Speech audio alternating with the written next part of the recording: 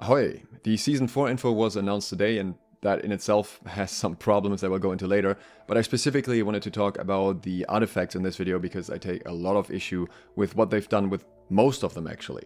So here I'm going to discuss in detail what I think the problems with the new artifacts are, and then later we talk about the other problems. The devs have confirmed 8 new artifacts. We can see the Ice Gauntlet here, which we don't have the information about. We can see the bow and the life staff, we have info about that.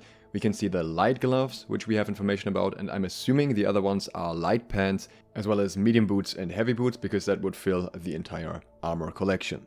The first one is a round shield called Gladiator. This comes with a perk called Jagged Spikes. When you're hit in melee, specifically melee only, inflict a bleed on your attacker, dealing 10% weapon damage for 10 seconds, so 10% per second, with a 3 seconds cooldown.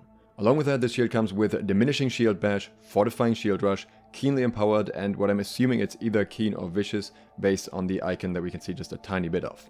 Knowing AGS, I would expect this to be Keen because they like to pair Keenly perks with a Keen effect on the same weapon. You may have noticed something very important here though. This doesn't come with shield aggression, so you lose the 5% base damage that you normally get with a round shield. You also have perks on this that don't really make sense together. Allow me to go into a little bit more detail here because this really misses the mark from what I can tell so far. So you are using a shield, a round shield, where you're preferably not getting hit all too much in the first place, because typically with a round shield you have a relatively aggressive playstyle, you jump in, you do your damage, and then you switch to another weapon. That's kind of how it goes. The Jagged Spikes passive may be active on both weapons, it doesn't say here, wouldn't really make that much of a difference. Because ask yourself, what is this even useful for? In solo PvE, I guess maybe you can use this, but I don't really care. In group PvE, you're not getting hit often enough for this to be a useful passive in the first place, and therefore it is likely meant to be a PvP artifact. In PvP, there are 2 likely scenarios. Scenario 1, you are using it with the Butcher, in which case you are going to use Leaping Strike as well as Whirling Blade, in which case you cannot use Shield Bash and Shield Rush, so you're not going to benefit from one of these passives all of the time. The other scenario is you're using the old setup without the Butcher, in which case you're engaging with Leaping Strike and then you look for an angle to do Shield Rush into Shield Bash, which would allow you to benefit from both of these combos. In either of these scenarios, if somebody is actively attacking you, that sets up your CC, either your Rush or your Bash. So that's the moment you are going to use that on them and disrupt them from attacking you anyways. And again, after that you are probably switching off your SNS to your secondary weapon to follow up with something with the CC that you just applied. In scenarios like this, where you're looking for that quick burst and CC combo, I would much rather have the shield aggression perk, which give me 5% outright damage, rather than relying on some dots that will maybe tick later and have a 3 seconds cooldown anyways. And keep in mind, you're not just sacrificing shield aggression, you're also sacrificing the option to go for an armor artifact, which could be Featherweight for example, it could be any other one that gives you additional useful perks that could have way more impact than this little bit of a bleed that you can occasionally apply while being a relatively squishy player that doesn't want to get hit too much, and that doesn't even apply against ranged attacks but only against melee attacks. This effect looks like it's meant for a heavy shield, but somehow it ended up on a round shield instead, and I guess you can sacrifice the extra block stability in heavy if you want to go for this, but again, it doesn't even work against ranged, so I think the main selling point that it could have in that regard isn't even there. I don't see any reason to use this. Maybe I'm overlooking something, but it seems very out of place to me. And we're moving from minor headache to major headache here, which is Boltcaster. I think I've never seen so much agreement even within the players that would use this weapon that this is not a good idea, because it's not a good idea. So, the first part seems kind of innocent by itself because it's very similar to what we already have on the Spark of Mjolnir. Electrified, 99% of the damage is converted to lightning, and lightning damage is increased by 20% for both weapons. I still have a feeling with both of these that they are kind of planning to release a lightning weapon next to lightning staff, so this is kind of setting that up. But for now we can worry about lightning because of this weapon alone already, because this is not the only effect on it. Along with it, it comes with a stun. Dave said on the patch show, if you hit someone with full health, you get a stun. This doesn't actually specify if they have full health or you have full health. I would interpret it as they have full health, likely. I don't even know which part of this to talk about first because I think both aspects are extremely broken. I think the bow is already an extremely strong weapon with way too high damage spikes at the moment, and it's kind of overshadowed by the fire staff because that's easier to play, but with a certain level of aim I think the bow becomes much more of a problem, and this is just gonna multiply that problem, especially because you need less aim if you can just stun people and set up your stuff that way. On the stun side of things, there's a very good balanced reason why in most games ranged CC is fairly limited compared to melee CC, because you very quickly create very strong imbalances with that.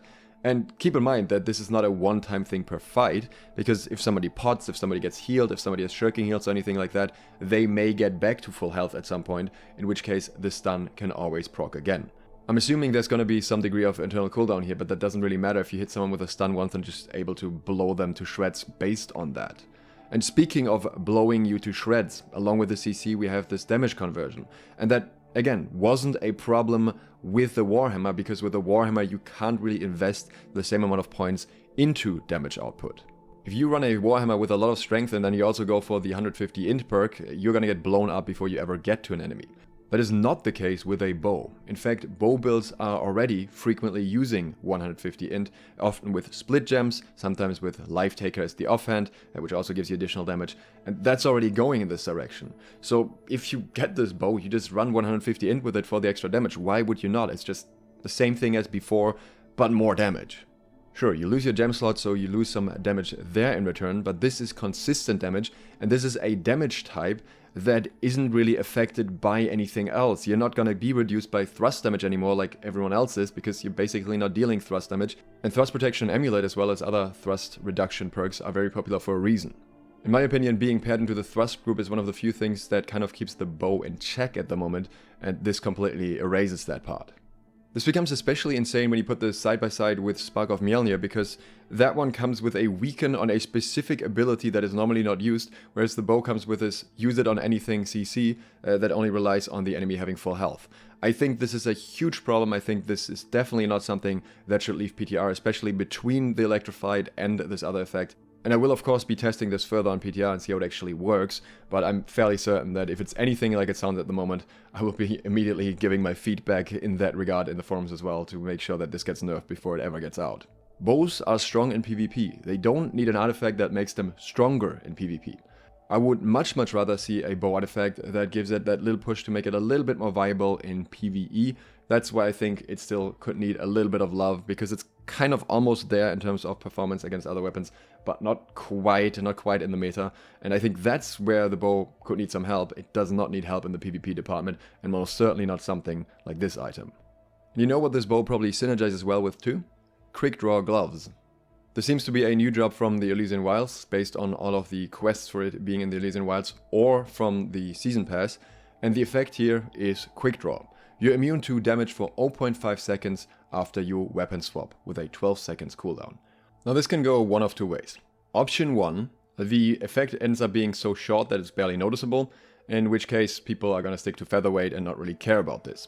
Option 2, which I think is a lot more likely, this becomes meta for any semi-defensive light build or anything that needs some form of survival, because it's just insanely good.